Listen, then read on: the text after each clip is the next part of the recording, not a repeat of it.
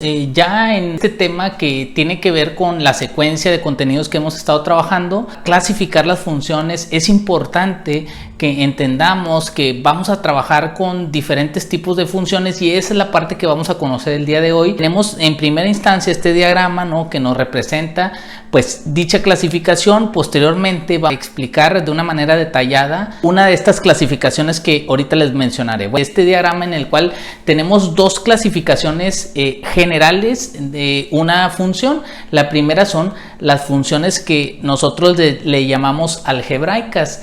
Dentro de esas funciones algebraicas tenemos dos clasificaciones.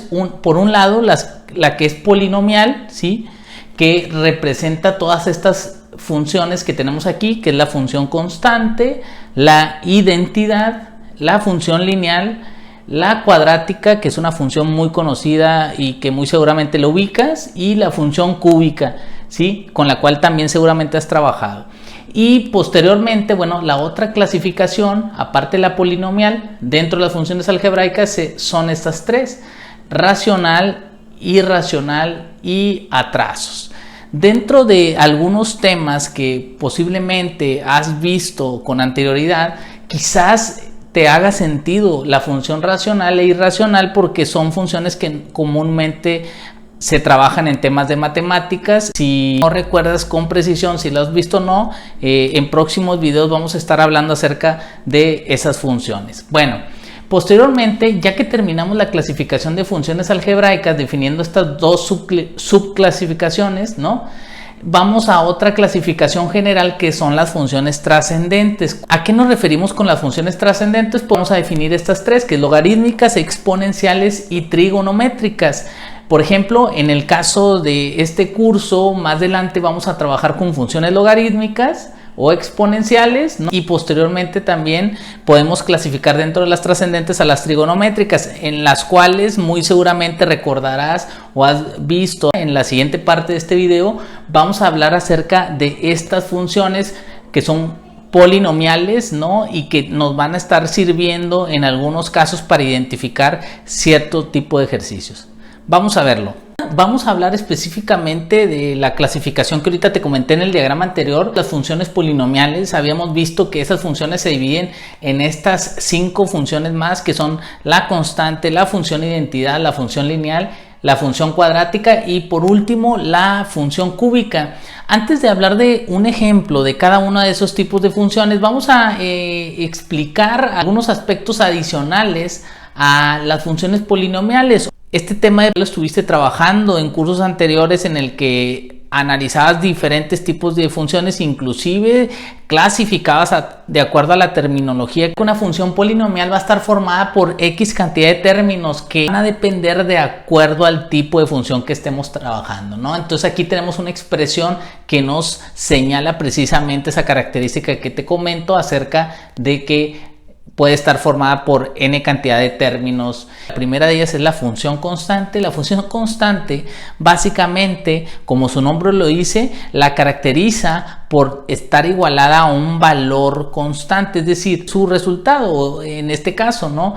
Entonces, f de x igual a k, que es la expresión que le damos a este tipo de función, donde k es un valor constante, un valor numérico. Cuando nosotros tenemos ese caso, vamos a hablar de una función de este tipo. Un ejemplo, pues f de x igual a menos 8, por ejemplo, pudo ser f de x igual a 10 y f de x igual a 1, ¿no? En este caso vamos a llamarle función constante. Esa sería la primera.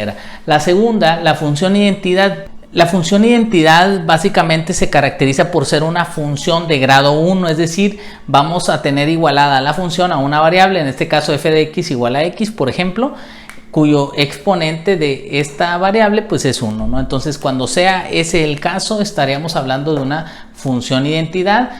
Posteriormente, la otra función que es la función lineal. Es una función bastante conocida cuando nosotros hablamos de funciones porque es la función que le llaman grado 1, pero la característica o diferencia de la función identidad es que para esta función nosotros tenemos esta ecuación en la cual f de x es igual a mx más b, donde m es la pendiente y b es la intersección en y.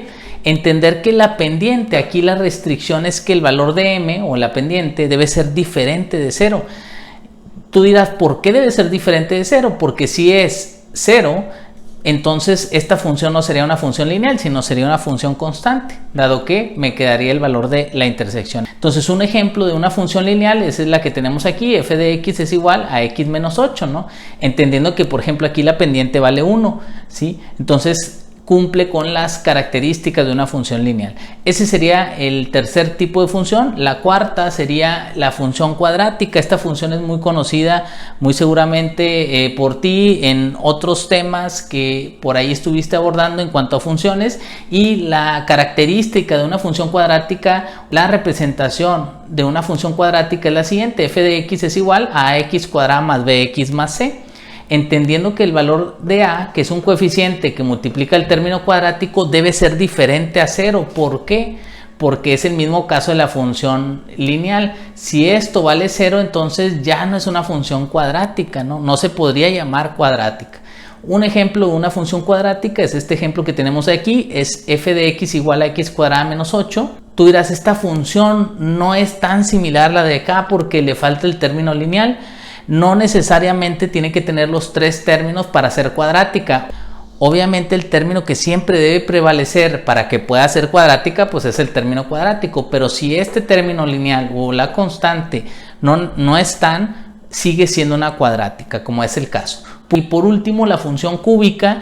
Esta función obviamente también en algunos casos, quizás no tan frecuentemente, la has visto representada y es de la forma f de x igual a ax cúbica más bx cuadrada más cx más d.